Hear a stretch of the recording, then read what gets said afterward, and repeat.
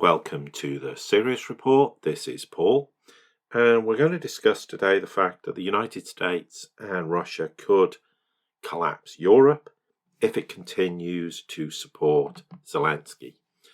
But before we get into the nuts and bolts of that, I want to discuss a couple of points where there's these very strange ideas going around regarding the visit of Starmer and obviously Macron to the United States.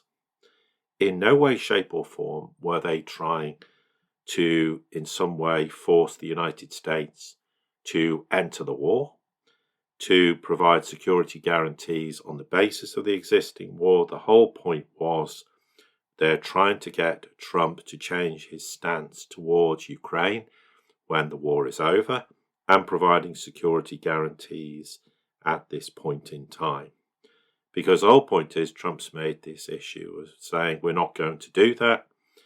The issue, of course, is will European peacekeeping forces be allowed to do so because Russia has stated they can't and they refuse to accept it. But obviously another point is Starmer is going to host Zelensky and a dozen other European leaders in London today on Sunday to discuss security guarantees. Okay, that's a separate podcast, but they wanted the United States to provide guarantees in this regard, and it has absolutely, as I say, nothing to do with the ongoing war.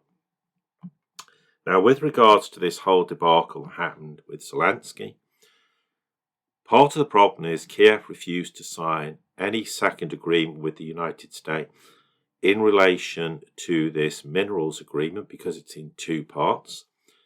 They were prepared to sign the first part, they wouldn't sign the second part, which is where the important information is provided. The first part is just a term sheet, which is just a heads up as to what would subsequently become a commercial agreement.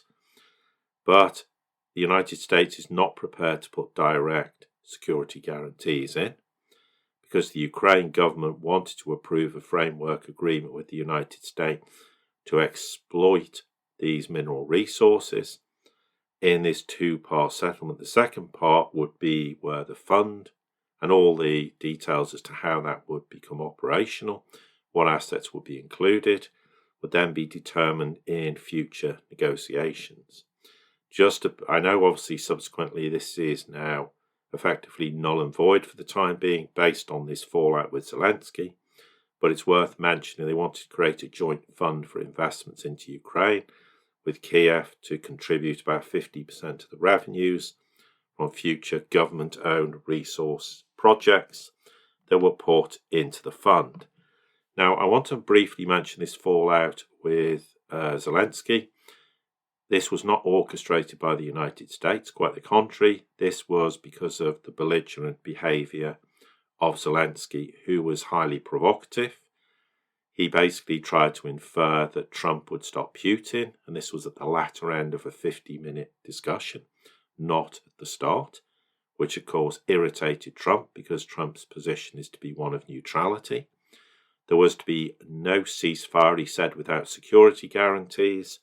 And of course, Vance got very irritated, talked about the fact that he was disrespectful, and talked about the position that Ukrainians find themselves in, where they're extremely weak. They're having to force conscripts to the front line.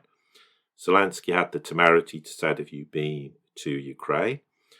And Vance said, you should be respectful to the Oval Office of the United States and not attack the administration that's trying to prevent the destruction of your country. And in a way, Zelensky made a veiled threat by saying, you have a nice ocean and don't feel the problems now, but you will feel it in the future. Of course, this riled Trump, who was correct to say you're not in a good position.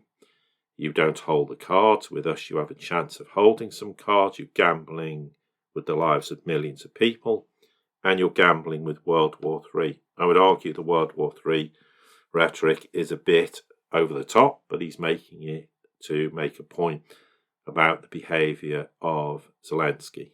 Clearly, yes, the Ukrainians aren't winning.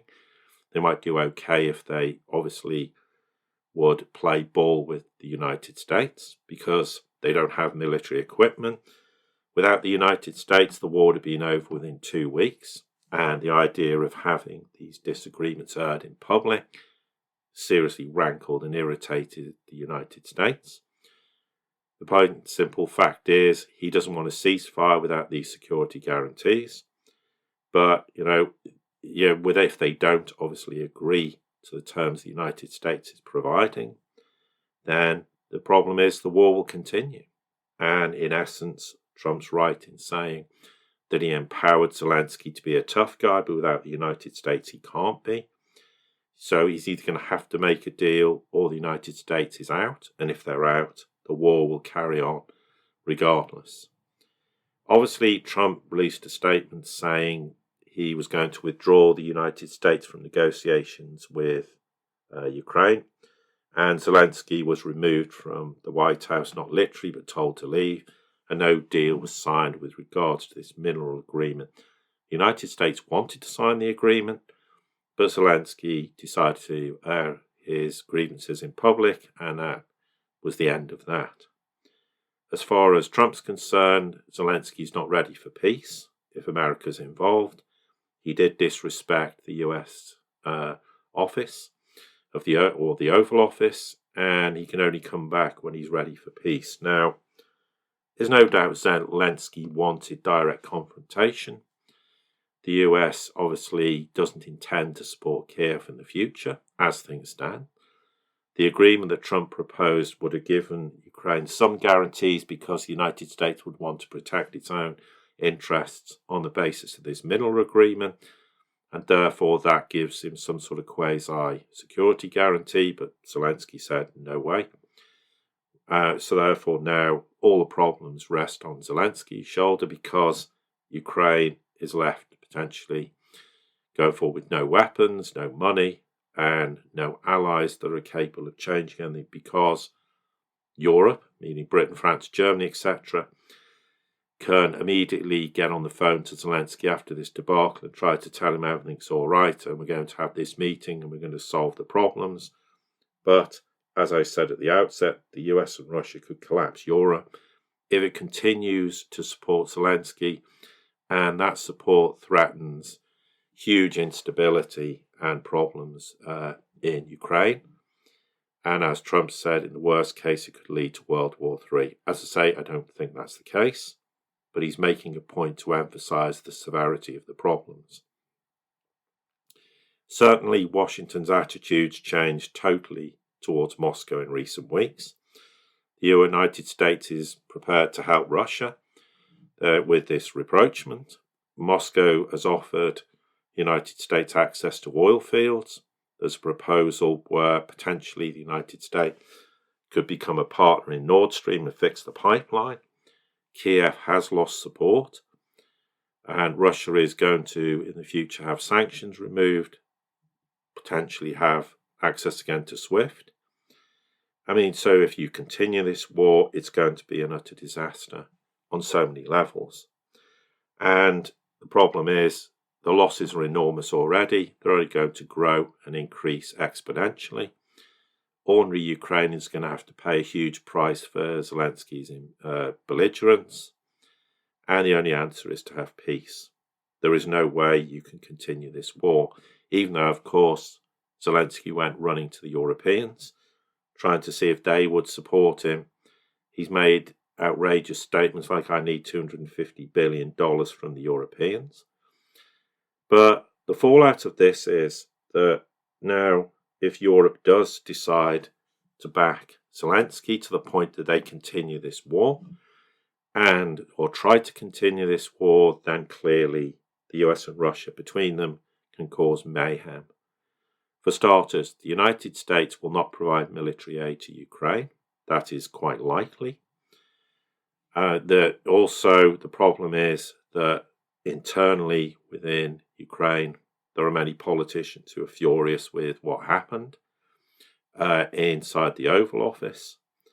And as a consequence of that, the risk is the United States could say, for example, to Europe, well, if you're going to continue this war and pose enormous threat, or try to keep this war going and pose huge threats then we may have to take retaliatory action against you, including sanction, including cutting off energy, which we supply to you. We could talk to the Russians, who through backdoors are supplying you energy as well. They could cut off the energy supply. We could cause mayhem to the euro. We could cause mayhem to European banks. We have a lot of power and influence over you as a continent, and we could make your life extremely difficult. And Russia could, for example, say to Europe, you're not having uranium anymore. They could also, of course, cut off other critical minerals. As a consequence of this, already there are Ukrainian officials who are desperately trying to get the deal back on track. But Rubio and Waltz basically told Zelensky to leave. There was no point staying. It would be totally counterproductive. There are no phone calls being scheduled at this point between Trump and Zelensky. Of course, all these European officials ran to his aid. Trump wanted to sign, as I say, this minerals deal. And now, of course, that has fallen by the wayside. And the problem is, from Europe's perspective, is if Russia says we'll just continue the war, Europe can't afford the war. Europe's bankrupt. It has no military capability to support Ukraine. It doesn't have any money. It can talk about loans. They'll never get the money back. It's pointless. It is just going to be hemorrhaging huge sums of money as Europe's economies and financial systems rapidly continue to implode. So imagine if Russia does cut off the energy to Europe, uranium and other critical minerals. The US can do likewise. And the problem is, in Europe, is they just are wedded to this ideological attitude towards Russia. It's a kind of hangover from the Cold War. It's what I call Cold War PTSD. Many of them grew up in that era, and also many of them lived in former Soviet-occupied countries like the Baltic republics. But all these politicians are basically signed onto a contract that when they can't change their attitude, they can't change their mind on this. They've invested enormous political capital in this war, and to do any U-turn would be disastrous. They're terrified because of their ideological beliefs that Russia will take over the entirety of Europe and have the Soviet Union 2.0. I mean, it sounds astonishing to believe this, but the United States can cause immense damage to them. And Russia can too, because if Russia continues to press with the war, then the war will carry on in perpetuity. And Europe can do nothing to change that war in any way, shape or form. So they will just be hemorrhaging enormous amounts of money. And what weapons are they going to provide to Ukraine? Because the United States is the one who can provide the bulk of it. Well, the US can sit there and go, it's not happening. We're not going to send any more weapons. So Europe is going to expect Ukraine to fight a war with no weapons, no munitions, no equipment, no military personnel, because they're rapidly running out of the capability to actually plug the enormous gaps because of the horrendous amounts of Ukrainian forces who have been killed in these appalling so-called named meat grinders. And basically then there's internally, politically, I think people are going to be getting rather sick and tired of this stubborn attitude of Zelensky. I mean, the public humiliation of Zelensky at the White House is bad enough. The fact that Zelensky's whole stance with regards to the war is being destroyed by the Americans. The Ukrainians have lost the unconditional support of the United States, which then it puts an enormous onus if the Europeans want to continue the war. He's driven the country into a situation where no one's allowed to disagree with anything anyway. And, Trump stated and Vance a lot of truths. I mean, Ukraine has nothing, no cards left to play. He's run out of everything. And therefore, on that basis, the failure of foreign policy is leading to Ukraine's international isolation, except for the Europeans, who, and there's a meeting today, and we'll discuss that in a future podcast, will no doubt come out with some ridiculous statements and will comment accordingly at that point in time.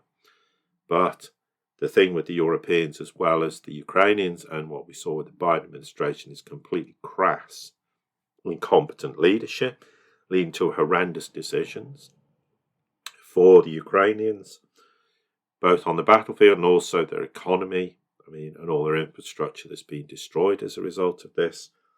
But it remains to be seen what action the United States will take. But if Europe defies the United States in ways that could cause serious problems for the United States, never mind what it might do to Ukraine itself, then the United States will have to take action.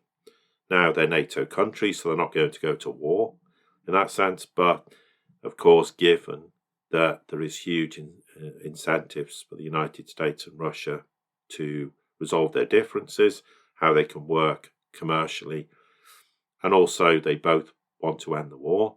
But if the biggest obstacle to ending the war is Europe, then the illogical conclusion would be we're going to have to take measures against Europe to make sure that no longer is the case, because the longer this war goes on, then the more territory Russia can claim.